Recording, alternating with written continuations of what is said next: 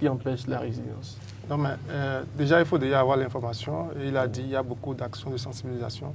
Maintenant que vous avez l'information et que vous connaissez les mesures à mettre en place pour renforcer votre résilience et que vous n'avez pas le moyen financier nécessaire.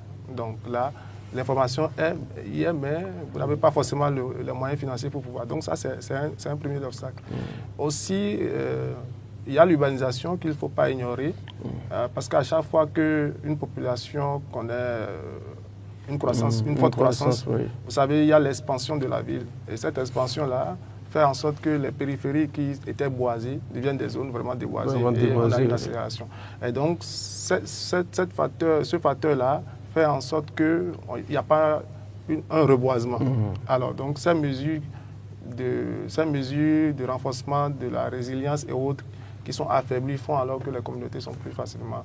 Il est vrai que l'information parvient, mais dans quelle langue aussi? Parce qu'il faut déjà noter que l'information peut venir, mais il faudrait que tout le monde puisse comprendre. Et que l'information soit accessible à une population donnée.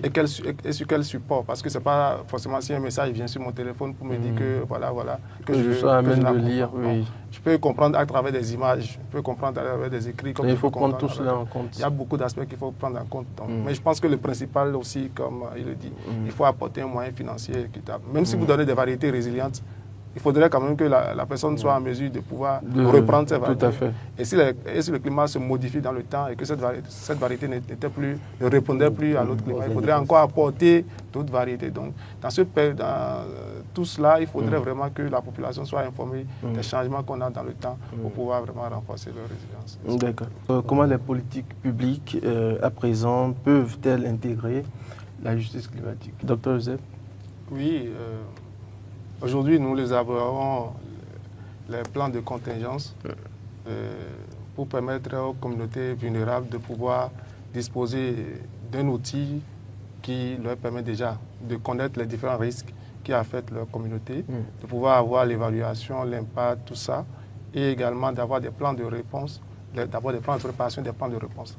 Et les actions concrètes qui sont déjà intégrées dans ces documents permettent alors aux communautés et à la plateforme communale de gestion des risques et catastrophes et autres, à la NPC, de pouvoir disposer d'informations déjà, de stratégies à utiliser ou à adopter en cas de surveillance de ces risques-là. Ça, c'est un premier point. Et également, les systèmes d'alerte précoce que l'État met en place permettent alors de pouvoir informer plus vite les communautés.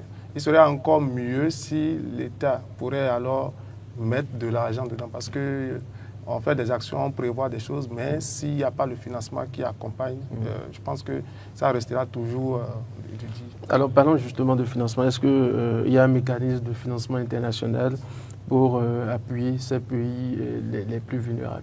On parle du fonds vert pour le climat, fonds d'adaptation, mais il faut dire que par pays, par exemple ici au Bénin, c'est, comment on appelle-t-on, la FNEC. Voilà, FNEC qui est vraiment l'organe central là. Qui s'en charge. Donc, périodiquement, ils font des appels et les organisations...